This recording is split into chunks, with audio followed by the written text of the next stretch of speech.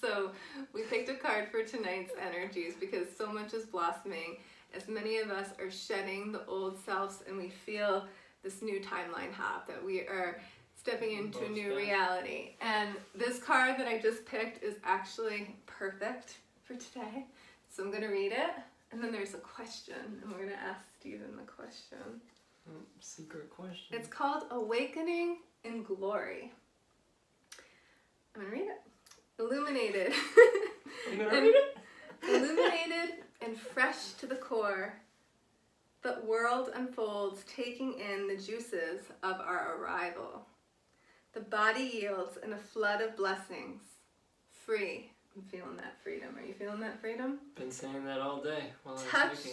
by all that is blossoming in waves of crystalline clarity. All veils are lifted. Sounding a chorus, echoing the heart, a gathering of lovers, taking in the vastness of divinity, rejoicing in that which we bring. Amen. Because this is so perfect. Is this not so perfect for today? I was chanting when I was hiking today. I was chanting freedom, and I was chanting about clarity. I was saying clarity over and over. Freedom and clarity. I was saying over and over again. And I think the theme since the new moon has been reclaiming our sovereignty. Like, really, we're stepping into a new level of sovereignty. Sovereign beings, and sovereign lighthouses. You guys all have free will and the choice. It's a choice. Yep. Where you want to go right now is your choice, and we are here to just give some love and hope that you're choosing the higher timelines and not being afraid of that change that comes with that. Expansiveness. Okay, so this is the question, and this is so perfect, this question. I love these cards. You can see, the ring light's a little bright, but... Like, down like that, and then it still reflects it. Okay, I'm going to ask Stephen can answer it first. In what ways are we nurturing new worlds of compassion? How perfect is that? So you could even pause this if you wanted to, this video, and journal about this. That's a good question. And it's a really good question. So you could pause this and really think about that. In what ways are we nurturing new worlds of compassion? For me, it's continuously reminding myself to send love and to send well wishes and to radiate love. Because I've had patterns and tendencies to fall into judgment or criticism with people who act in a way or behave in a way or whatever that I feel isn't for their highest good or isn't for the highest good of all. So that would usually cause judgment in me. But I've been healing that, and recently my default mode has been to send love and to really focus on really embodying that lighthouse where I'm radiating love. I even picture it. I picture myself like radiating like this. But sometimes those patterns come up, like with your kids, Caleb and Chloe. It's his trigger. Yeah. Every time. They're my biggest triggers. With them, it's been a really tough journey. They push all my buttons, and I've learned on a really, really deep level to send them love. And yeah, I react sometimes because I'm pushed to that limit, but that's where the growth is. If you're not being pushed to that limit, you're not going to grow as expansively as you can. So that's really helped me, because it was like the whole analogy of diamonds are formed under pressure. I was like, where are you going with this? Coal under pressure creates diamonds. So Caleb and Chloe have been that pressure to create the diamond of my expansive nurturing for myself and the world through revealing all of my triggers. Okay. Mine is kind of similar, but I'm going to just repeat the question again for those of you who might just be tuning into this. In what ways are we nurturing new worlds of compassion? And for me, the biggest lesson that I've learned over the last couple of months is that you can't force people to change and be on board with you.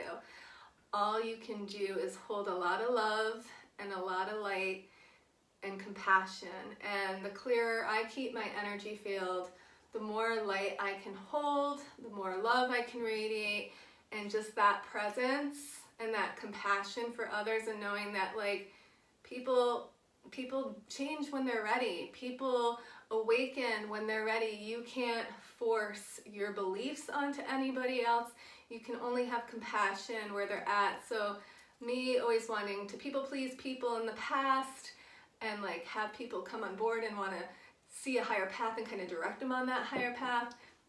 It's not my job. I can just hold the love and compassion and space and light and that container for when people are ready.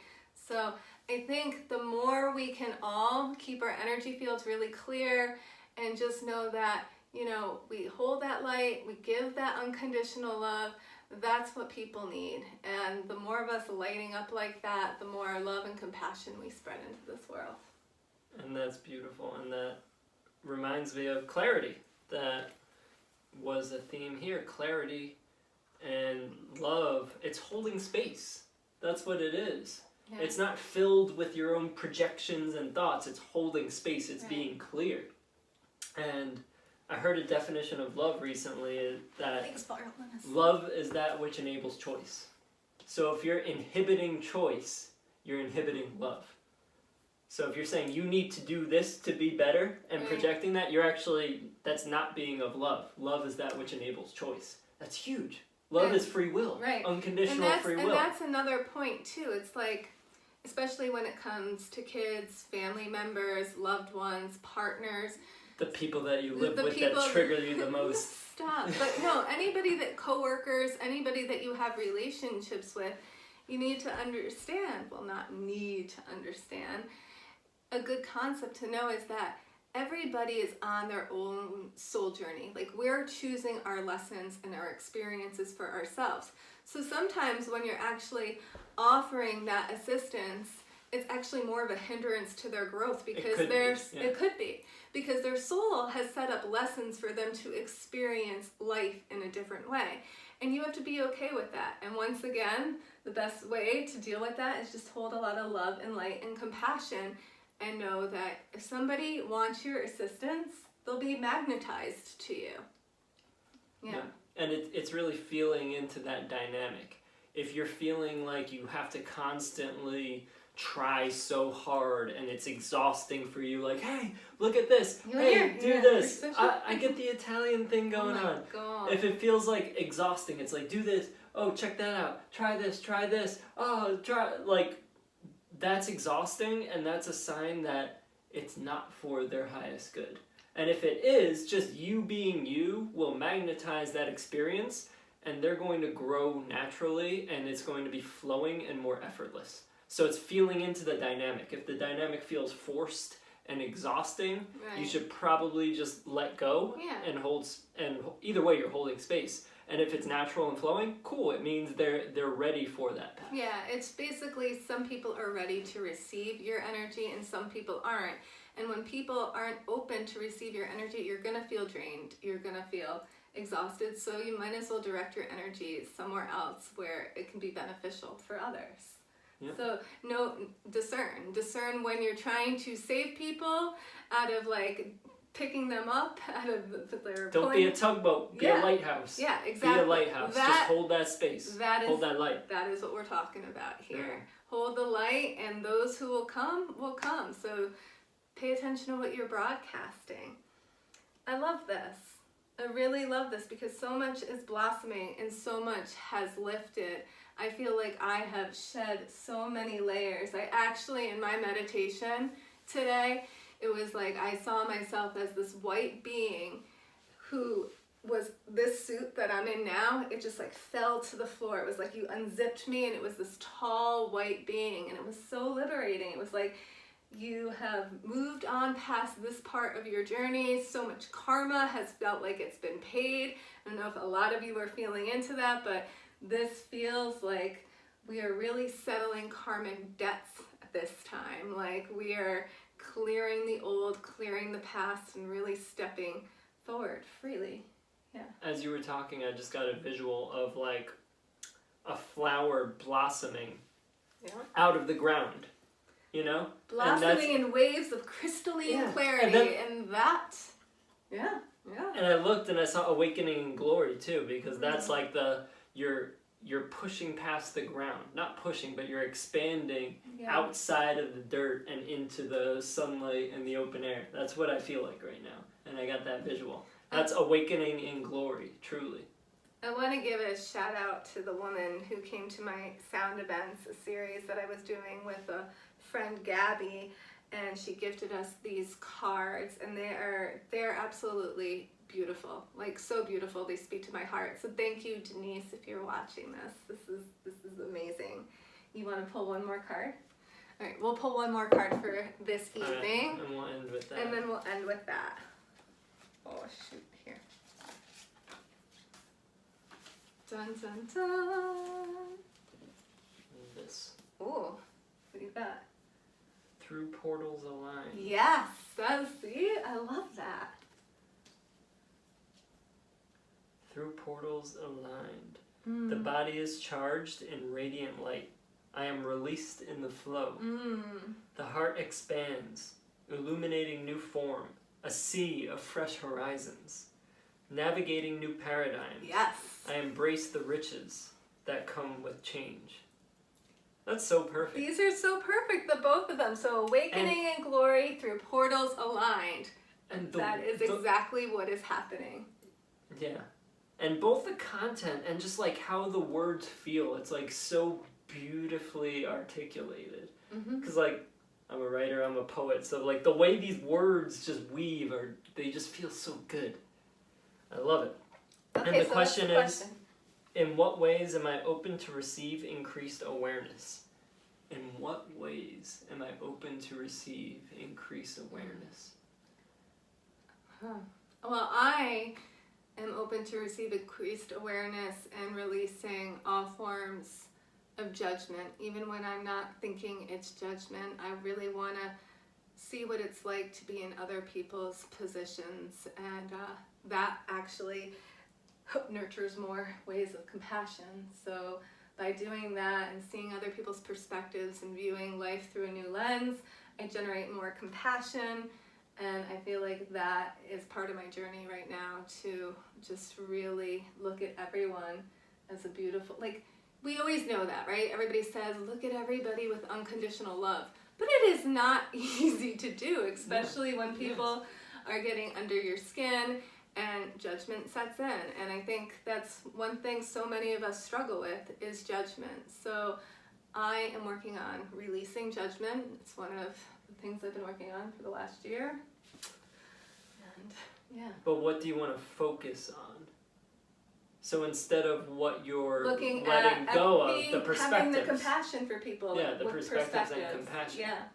Yeah. And that's I was gonna say something almost exactly the same. It's being able to see all different perspectives. Yeah. So that's really what it is. Because we all have our side of the story, like our side of the experience, and it's just being able to really walk in other people's shoes and see where they're coming from. And so it applies to everything. Yeah. It applies to everything. Compassion in relationships, in dealing with people, in working with people, in the workplace. Yeah, that's all relationships. And if you create a product that if you don't truly feel like the audience that you're serving, like, what are they really going through, and how could I truly help them from what they're going through, like where they're really at? If you don't put yourself in the position of those people, you're just going to be imposing a product on them. You're going to be like selling at them instead of putting something that's going to like speak to their soul. So it applies to everything. See, like for me though, I feel like that can also be a form of like tugboating. I feel like you share your experiences and you radiate that light, and the people who are drawn to your work and to what you're putting out there, that's who you work with. Like, you know, like, so I'm not saying how are people going to relate to this. Even when you work with them, you got to see their perspective. Yeah, no, I understand. And when you put that. a message out around Well, here it, we go. We do this. This is what we do behind closed doors. And- We're not on video. We both challenge each other's Yeah. belief systems. Yeah. But this is good. This is how we But grow. even- This is even the way, perspective. and even the evolve. way, let's say you put a post out explaining an offering of yours, even just explaining it in a way that you know resonates with certain people. Or if someone comes to you wanting to work with you, explaining things in a way that you know they're gonna get. Oh, okay, I get that part. You know? Speaking the language that resonates. Yeah, it's meeting people Yeah. where they're at. Okay, I get that. I guess I misinterpreted what you were saying. So now I get that. And I agree with that. Okay, cool. We kind of went on a side tangent. Yeah, but perspectives are important. Yeah. So important Awesome. for everything in life. So we will leave you with through portals aligned, awaken in glory. So really that's what we're doing is we're getting on that higher path. We're aligning with our higher selves and we're blossoming into this new reality. So choose wisely, choose consciously, and enjoy the freedom, enjoy the ride, enjoy the releasing of all the karmic debt. True freedom, true blossoming, expansion. Blessings. Much love.